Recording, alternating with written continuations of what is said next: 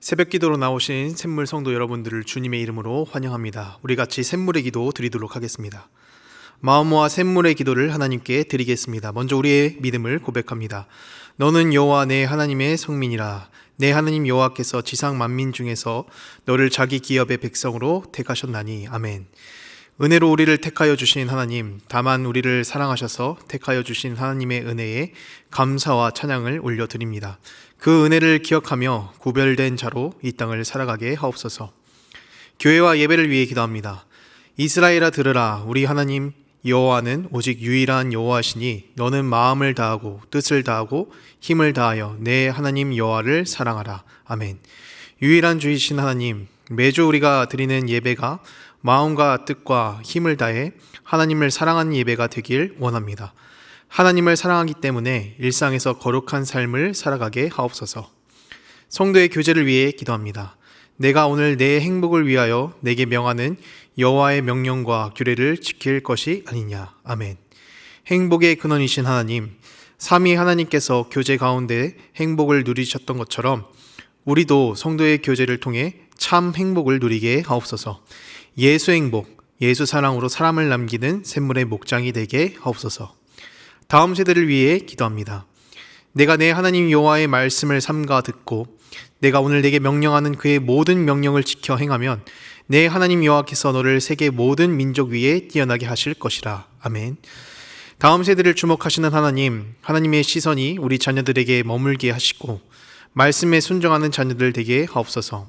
세상의 방식이 아닌 말씀의 길을 따라감으로 세상을 이기는 청년들이 되게 하옵소서. 고난 중에 있는 성도들을 위해 기도합니다. 내 조상들도 알지 못하던 만나를 광야에서 내게 먹이셨나니 이는 다 너를 낮추시며 너를 시험하사 마침내 내게 복을 주려 하심이었느니라. 아멘. 광야를 통해 복을 주시기를 원하시는 하나님, 고난 중에 낙심한 성도들을 붙들어 주시고 어려움을 돌파할 수 있는 용기를 허락하여 주옵소서. 허락하신 시련을 통해 하나님을 가까이 하는 것이 가장 큰 복임을 깨닫게 하옵소서. 단기 봉사와 선교를 위해 기도합니다. 그는 내 찬송이시요 내 하나님이시라. 내 눈으로 본 이같이 크고 두려운 일을 너를 위하여 행하셨느니라. 아멘. 모든 민족의 찬양을 받으시기에 합당하신 주님, 단기 봉사를 통해 온 지역과 나라 가운데 주님의 이름이 높임 받기를 원합니다. 수고하는 선교사님을 통해 잃어버린 영혼이 주님께로 돌아와 주님을 예배하게 하옵소서. 샘물 성도들의 삶을 가장 선한 길로 인도해 주실 예수님의 이름으로 기도드립니다. 아멘. 우리 함께 하나님 말씀 살펴보도록 하겠습니다. 오늘 하나님께서 우리에게 주신 말씀은 신명기 28장 36절부터 57절까지의 말씀입니다.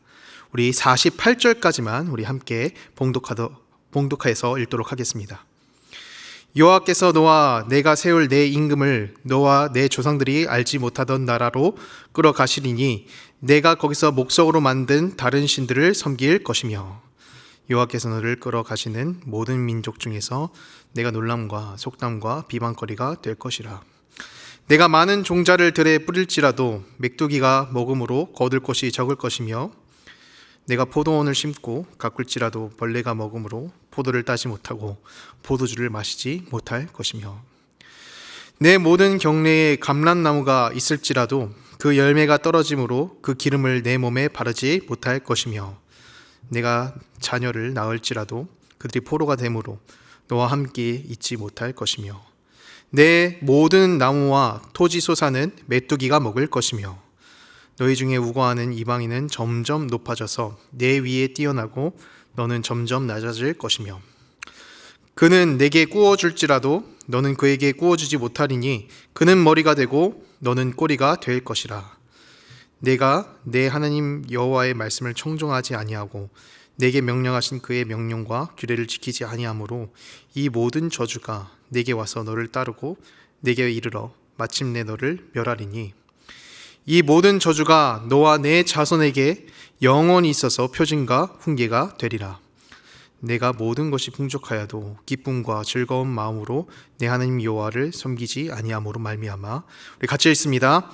내가 줄이고 목마르고 헐벗고 모든 것이 부족한 중에서 여호와께서 보내사 너를 치게 하실 적군을 섬기게 될 것이니 그가 철 멍에를 내 목에 메워 마침내 너를 멸할 것이라.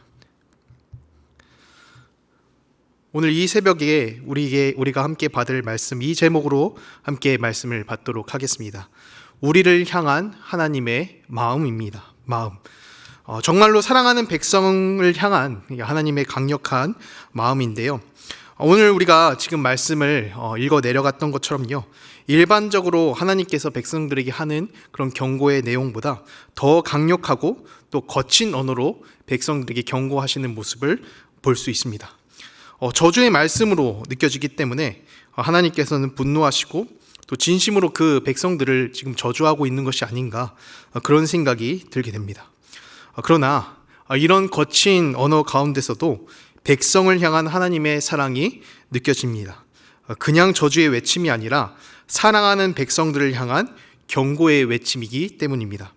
이 거친 경고에는 말씀을 듣고 또 백성이 말씀으로 돌이키기를 원하시는 하나님의 마음이 담겨져 있습니다. 자, 그렇다면 말씀으로 들어가서 사랑하는 백성들을 향한 이 하나님의 마음이 무엇인가? 말씀을 통해서 느낄 수 있는 백성을 향한 하나님의 마음, 첫 번째는 내가 너희를 간절하게 사랑한다입니다. 간절하게 사랑한다. 언어의 강력함, 지금 말씀을 통해서 느껴지는 언어의 강력함에서도 우리가 느껴지지만 일반적인 상황의 표현이 아닙니다. 내가 진짜 너희를 간절하게 사랑한다. 이스라엘 백성들이 하나님의 백성으로서 또 안전하게 또 행복하게 살아갈 수 있는 방법은 하나님 안에 거하는 것입니다. 그런데 백성들의 모습을 보니까 계명도 잘 지켜지지 않고 있고 또 하나님께서 주신 울타리를 벗어나서 불안불안한 그런 모습을 보여주고 있는 것입니다. 우리 47절 말씀인데요, 우리 함께 보도록 하겠습니다. 내가 모든 것이 풍족하여도 기쁨과 즐거운 마음으로 내 하나님 여호와를 섬기지 아니함으로 말미암아. 하나님 안에 거하면서 주시는 복으로 말미암아 지금 백성들이 풍족하게 복을 누리고 있는 가운데도 하나님을 바라보고 또 안전한 울타리 안에 거하려 하는 것이 아니라 오히려 하나님 밖을 바라보고 있는 것입니다. 이처럼 하나님께서는 만약 백성들이 하나님 안에 거하지 않고 또 하나님의 보호 안에도 있지 않고 울타리 안에도 있지 않아서 그 울타리를 넘어가게 된다면은 그 밖에 어떤 일들이 벌어지게 되는지를 강력한 경고의 말로 전하십니다. 48절입니다. 내가 줄이고 목마르고 헐벗고 모든 것이 부족한 중에서 여호와께서 보내사 너를 치게 하실 적군을 섬기게 될 것이니 그가 철 멍에를 내 목에 메워 마침내 너를 멸할 것이라. 왜 이렇게 심한 또 저주로 느껴질 정도의 경고를 하시는가?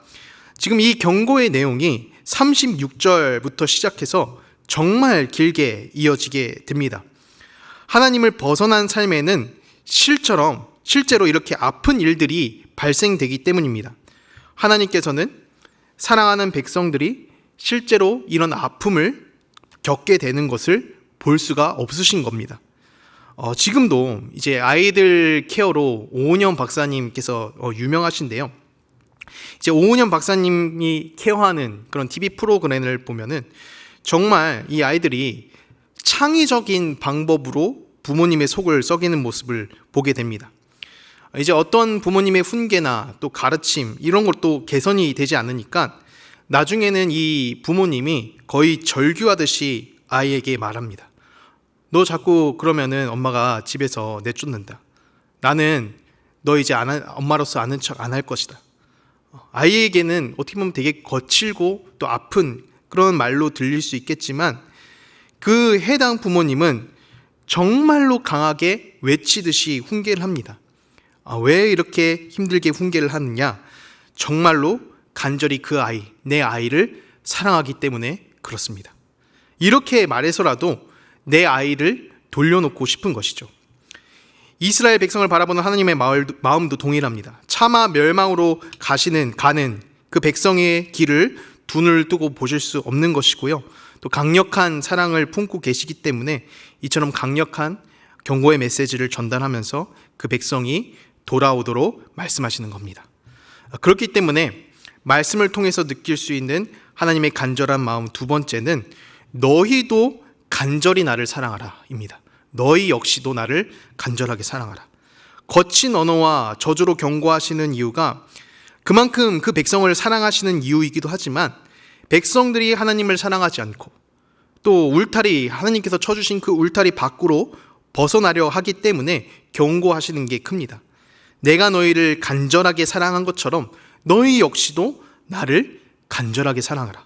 47절 말씀을 보면은 이스라엘 백성이 하나님을 향해서 또 하나님의 강력한 경고를 받게 된 그 원인에 대해서 설명하고 있습니다. 우리 47절 말씀 우리 한 번 더 읽어보도록 하겠습니다. 내가 모든 것이 풍족하여도 기쁨과 즐거운 마음으로 내 하나님 여호와를 섬기지 아니함으로 말미암아. 내 하나님 여호와를 섬기지 아니함으로 말미암아. 이런 저주를 받게 될 것이다. 정확한 이유에 대해서 말해주고 있어요. 하나님의 백성으로서 가장 안전하고 가장 행복할 수 있는 방법은 하나님을 바라보면서 하나님만을 간절히 사랑하면서 살아가는 삶입니다. 이는 예수님께서 비유로 말씀하신 탕자의 비유로도 우리가 한번 확인을 할 수가 있습니다. 한 아들이 아버지 밑에서 보호하심과 또 보살핌을 받으면서 살아가고 있었습니다. 그런데 이 아들은 아버지의 보호와 보살핌을 귀찮은 것으로 여기고 자기 마음대로, 자기 뜻대로 살기 위해서 아주 먼 나라로 떠났다고 합니다. 이제 아버지의 영향력을 벗어나 자기의 뜻을 멋지게 펼치면서 살았으면 좋겠는데 현실을 보니까 그게 아닌 거예요. 가지고 있는 재산 전부를 다 탕진하고 궁핍해지고 심지어는 이 돼지가 먹는 사료도 못 먹을 정도로 인생의 밑바닥을 경험하게 됩니다. 아버지라는 울타리, 보호와 보살핌, 그것을 벗어나서 자기 멋대로 살고자 한 결과가 이렇게 된다는 것을 겪게 되니까 그제서야 자기가 처한 자신의 처지가 보이게 되는 겁니다. 누가복음 15장 17절입니다. 이에 스스로 돌이켜 이르되 내 아버지에게는 양식이 풍족한 품꾼이 얼마나 많은가. 나는 여기서 줄여 죽는구나. 아버지 안에 거하면서 살 때는 그게 자신에게 복이 되는지를 몰랐습니다. 그것은 당연한 것이고 때로는 귀찮은 편견이었습니다. 간섭이었습니다. 그런데 막상 아버지를 벗어나니까 그 보호와 보살핌이 얼마나 소중한지를 깨닫게 되는 거예요. 이제 어떡할까? 다시 아버지께로 돌아가서 아버지를 사랑하면서 그 울타리 안에서 살자. 이 청년이 먼 나라로 떠나 살면서 깨달은 교훈이었습니다. 하나님 아버지를 사랑하면서 살아가자.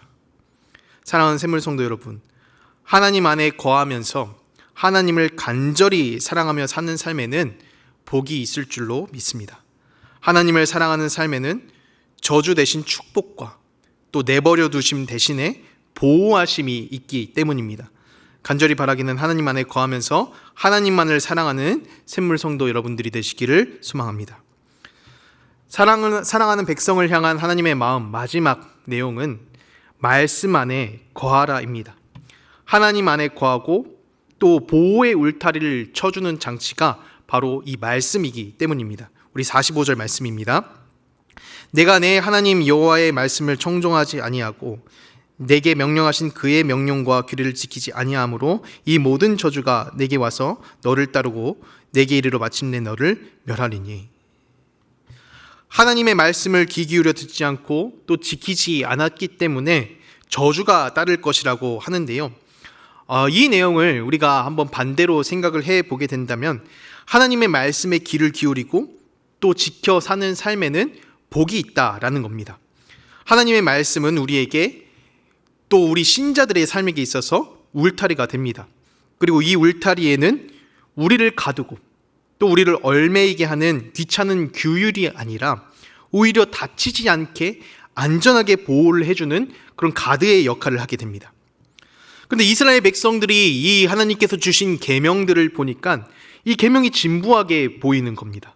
정결법, 또 귀찮아 보이는 그런 제사법, 이방의 풍속들을 따라 본인이 본인 소견대로 또 옳은 대로 자유롭게 살고 싶은데 그런 관점을 보니까 하나님의 말씀은 보호의 울타리가 아니라 창살같이 보이게 된 것이죠. 제가 어렸을 때 또 학교를 다니면서 여러 규율들이 학교에 있었던 것이 생각이 납니다. 복도에서 뛰지 말아라, 아니면 담장 넘어서 학교 등교하지 말아라, 이런 규율들이 다양하게 있었던 것 같아요. 그때 어린 마음에 왜 학교에서는 이런 복잡한 규율들을 정한 걸까? 담장을 넘어서 등교하는 게 얼마나 편한데 이걸 대체 왜 하지 말라는 걸까? 그런 생각을 했습니다. 그런데 어느 날 저랑 같이 이제 등교하던 한 친구가 이 담장을 넘다가 그만 잘못 넘어서 다리가 부러지게 되었어요. 이 다리가 부러졌을 때 깨닫게 되었습니다. 이 규율이 그냥 함부로 정해진 게 아니라 우리 다치지 말라고 정해놓은 규율이구나. 학생을 복잡하게 통제하기 위한 그런 규율인 줄 알았는데 실제로 학생들을 지키기 위해서 정해놓은 규율이었던 것이었습니다. 이 규율에도 학생들을 향한 보이지 않는 사랑이 담겨져 있구나. 그런 깨달음이 들었습니다. 하나님의 말씀도 동일하게 다가옵니다. 말씀을 벗어난 삶에는 다치는 일이 있기 때문에 하나님께서는 여러 말씀대로 신자들의 삶을 제시해 주십니다. 그리고 그 말씀을 지키고 살아가는 삶에는 작정하심과 보호하심이 있습니다.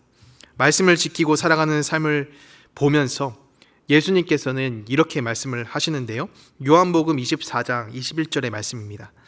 나의 계명을 지키는 자라야 나를 사랑하는 자니 나를 사랑하는 자는 내 아버지께 사랑을 받을 것이요 나도 그를 사랑하여 그에게 나를 나타내리라. 사랑하는 성도 여러분, 말씀의 귀를 기울이고 그 말씀 안에 거하는 삶을 살아가시기를 축복합니다. 말씀을 지키는 것이야말로 하나님을 진정으로 사랑하는 방법이 되기 때문입니다.